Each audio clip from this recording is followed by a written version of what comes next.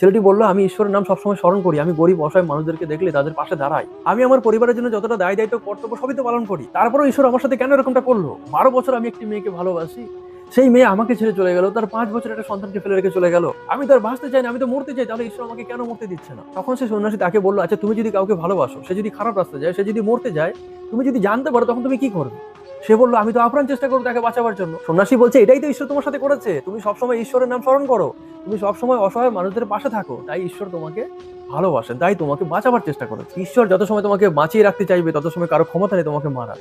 রাখে হরি তো মারে কে। এরপরে পুলিশ তাকে তদন্ত করার জন্য ডেকে নিয়ে যায়।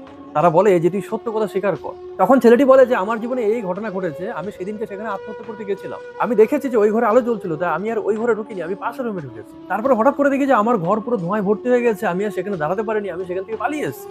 এর আগে পরে আমি আর কিছু জানি না। পুলিশ বলছে, যদি তুই সত্যিই মরতে চাস তাহলে তুই স্বীকার কর যে আমি সেই ব্যক্তিকে মেরেছি, তাকে আগুনে পুড়িয়ে দিয়েছি, তাহলে তোর ফাঁসি হয়ে যাবে, মিটে যাবে ঝামেলা। সে বলছে, না, আমি দুবার মরতে গেছি, দুবারই আমাকে ঈশ্বর বাঁচিয়েছে। আপনারা যখন আমাকে আনতে গেছিলেন বাড়ি থেকে, তখনও কিন্তু আমি মরার জন্য সব তৈরি করে ফেলেছিলাম। যদি আপনারা 5 মিনিট পরে আসতেন তাহলে হয়তো আমি মরেই যেতাম। যদি ওখানে 5 মিনিট পরে আগুন জ্বলতো তাহলে হয়তো সেই আগুনে আমিও জ্বলে পড়ে মরতাম।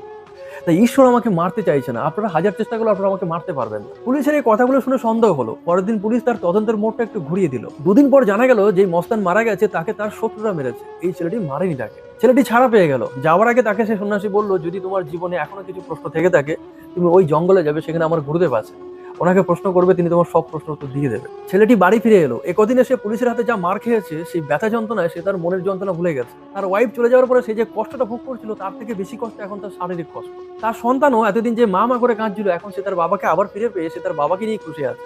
এখন আর মায়ের জন্য সে অত কাঁদে না। দুদিন ধরে ছেলেটি একটা প্রশ্ন নিয়ে অস্থির হয়ে ওঠে, আমার সাথে এই জিনিসটা কেন হলো? তখন সেই উত্তর খুঁজতে তিনি গেলেন সেই জঙ্গলে, সেই সাধুর কাছে। সেখানে গিয়ে দাঁড়াতেই সাধু তাকে দেখে চমকে গেল, আরে তুই এখানে দাঁড়িয়ে আছিস, তোর স্ত্রী তো বিধবা হওয়ার কথা, তোর তো মৃত্যু হওয়ার কথা। সে তার অনেক প্রশ্নের উত্তর এক কথাতেই খুঁজে পেয়েছে। তার স্ত্রী তাকে ছেড়ে যাওয়ার পর যাকে বিয়ে করেছে, সে ব্যক্তি কিছুদিন পরেই মারা গেছে।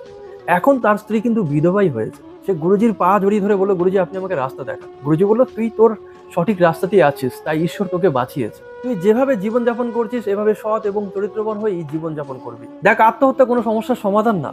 জীবনের অন্তিম উদ্দেশ্য কিন্তু মৃত্যু না, জীবনের অন্তিম উদ্দেশ্য মুক্তি। আমার লেখা এই ছোট্ট গল্পটা আপনাদের কেমন লাগলো জানাবেন অবশ্যই। ভালো থাকবেন সবাই।